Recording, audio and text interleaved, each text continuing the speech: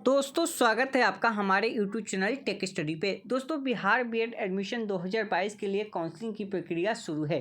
दोस्तों first counselling के लिए कल 11 अगस्त को कॉलेज अलॉटमेंट कर दिया गया।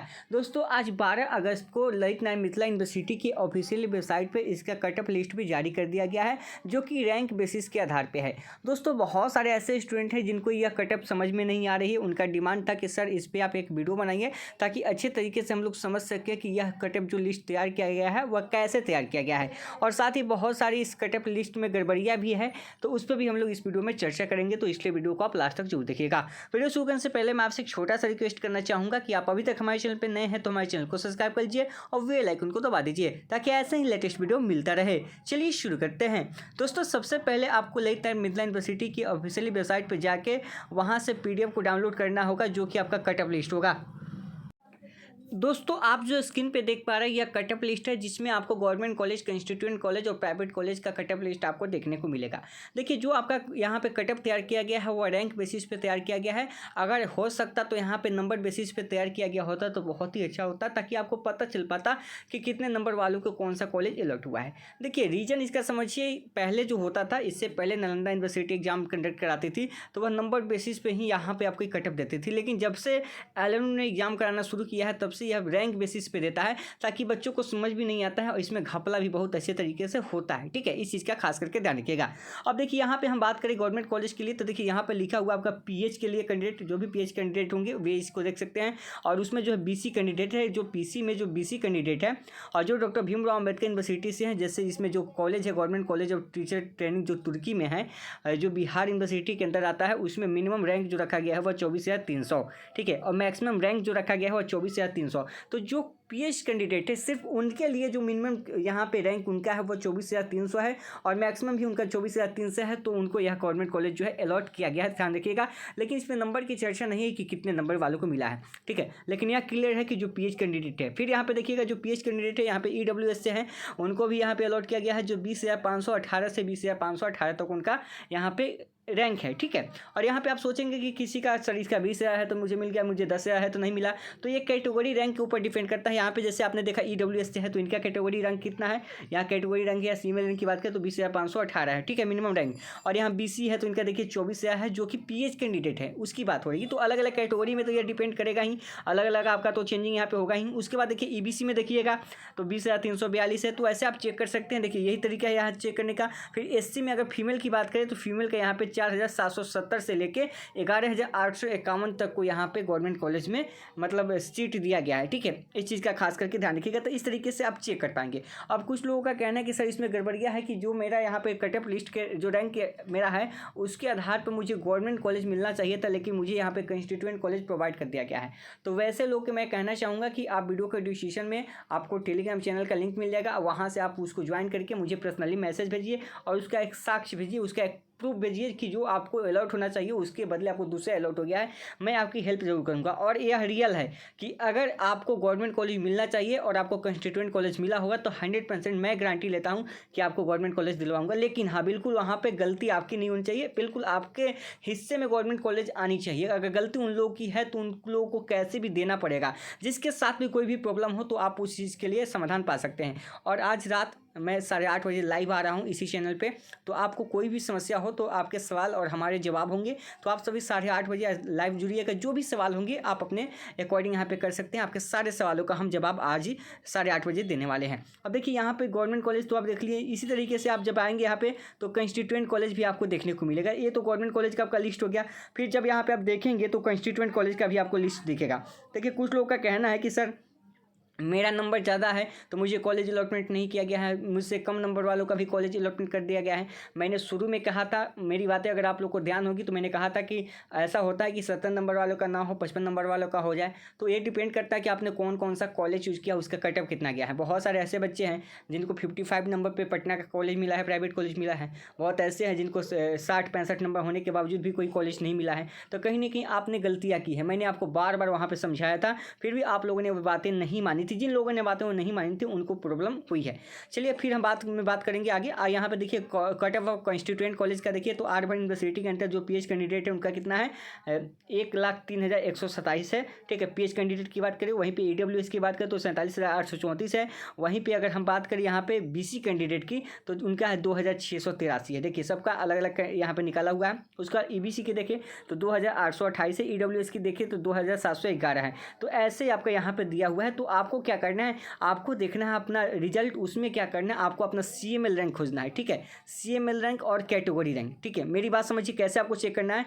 CML रैंक और कैटेगरी रैंक आपको शो करना है। मान लीजिए कि आप BC कैंडिडेट से हैं तो आपको सिंपल कहाँ देखना है, आपको सीधे यहाँ पे BC कैंडिडेट में देखना है। ठीक है, जो कॉलेज आपने अप्लाई किया है आपको उस कॉलेज में देखना है। मान लीजिए कि आपने जो गर्दनी बाग का जो कॉलेज है जो आर1 यूनिवर्सिटी के अंदर आता है आपने उसमें चॉइस किया है, तो वहाँ पे देखिए कि आपका BC में कैटेगरी कितना है। यहाँ पे देखिए BC का कटअप कितना गया है। BC का कटअप जो गया है वो 2,683 से लेकर 3,247। तो आपका रैंक BC में इतना और इतना के बीच में है और आपको यह कॉलेज नहीं दिया गया है तो आप मुझसे संपर्क कीजिए, तो मैं आपको यहाँ पे क्लियर करके बताऊँगा और इसमें जो भी गलतियाँ होगी उस पर सुधार पर हम लोग बात करेंगे और जो आपका हक होगा वह किसी भी हाल में आपको मिलेगा। इस चीज़ का आप खास करके ध्यान रखिएगा। चलिए अब बात करते हैं थोड़ा सा प्राइवेट कॉलेज की ओर चलते हैं और प्राइवेट कॉलेज में हम आपको बताएंगे कि कैसे। देखिए सबसे ज़्यादा दिक्कत जो है प्राइवेट कॉलेज वाले के लिए है, तो इसमें आपको अच्छे से समझ लेना है कि कैसे आपको देखना है। चलिए ये भी मैं आपको एक एक करके दिखाता हूँ यहाँ पे ताकि आपको अच्छे से समझ में आए और आपको कोई भी दिक्कत ना हो। देखिए सबसे बड़ी प्रॉब्लम हो रही है यहाँ पे रैंक समझने में कि बच्चे यह नहीं समझ पा रहे हैं कि रैंक क्या होगा, मेरा जो है कॉलेज जो दिया है उसके अकॉर्डिंग रैंक क्या होगा। देखिए यहाँ पे एग्जाम्पल हम लेते हैं, जैसे UR कैंडिडेट हो गए आप। मैंने आपको दो चीज़ें बताया था, एक आपका CML रैंक था, एक जो आपका एक कैटेगरी रैंक भी था। तो CML रैंक जो था आपका जनरल रैंक था। आप देखिए तो दोनों में आपको देखना है। आप देखिए यहाँ पे क्या है, जनरल है, UR जो आता है आपका जनरल में आता है। तो आपका CML रैंक अगर यहाँ पे देखिए 1682 से लेके कितना तक है 47,790। अगर आपका CML रैंक 1682 के बाद 83-84 से लेके 47,890 से पहले तक हो, ठीक है।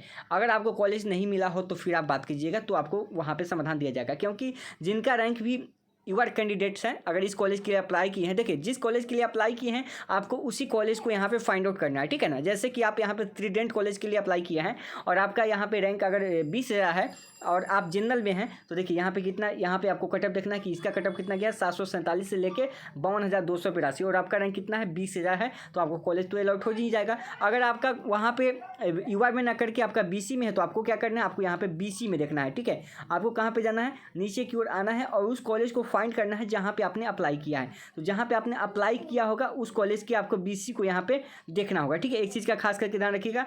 लेकिन एक चीज़ मैं आपको यहाँ पे बता दूँ, यहाँ पे क्या किया है इन कॉलेज वालों ने, यहाँ पे जो गलतियाँ क्या किया है एलुमनी ने, यहाँ पे जो प्राइवेट कॉलेज अलॉट किया गया है ना, वहाँ पे आप ध्यान देंगे तो यहाँ पे आपको कैटेगरी रैंक नहीं नज़र आएगा। देखिए जहाँ से प्राइवेट कॉलेज है इस चीज़ को आप लोग को समझना चाहिए। इसके खिलाफ अगर आप लोग आवाज़ उठाइएगा तो ही तो आपको फ़ायदा होगा।